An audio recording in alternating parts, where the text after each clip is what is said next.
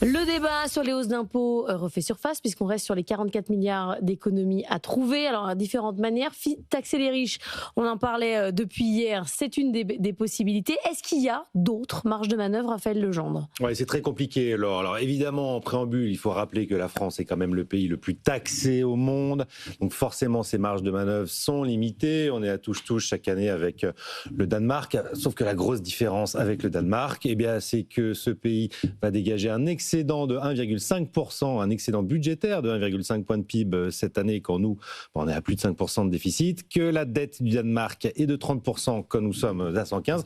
Et globalement, les Danois sont plutôt contents de leur service public. C'est pas forcément le cas en France. Voilà, ce préambule étant posé pour répondre à cette question, il faut aller voir assiette par assiette, travail, capital, consommation, là où la France se situe par rapport à nos voisins européens. Je suis donc allé faire une petite comparaison au niveau de la pression fiscale dans l'Union européenne en me basant sur les chiffres de la Commission européenne qui datent de 2023.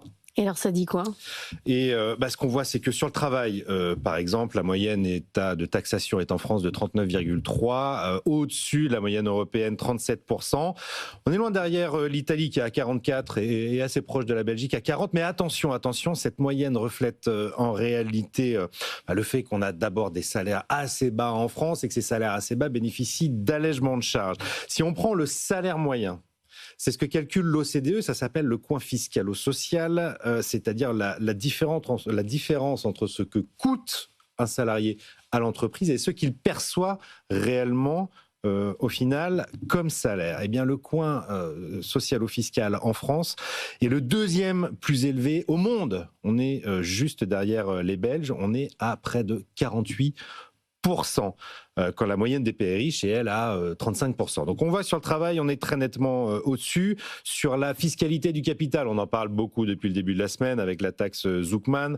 La France taxe à 10,4%, l'Union européenne à 8,5% seulement. On est encore une fois très au-dessus. On est à plus de 2 points sur le travail et 2 points de plus sur le capital. Ça fait quand même 60 milliards de points de PIB. Il reste la consommation. Et il reste la consommation. Là, c'est effectivement le seul prélèvement pour lequel le taux standard de TVA est inférieur à la moyenne européenne. On est à 20% en France. La moyenne européenne des 27 est à 21,65. La zone euro, 21,23. Donc on est à peu près 1,5 point sous la moyenne européenne.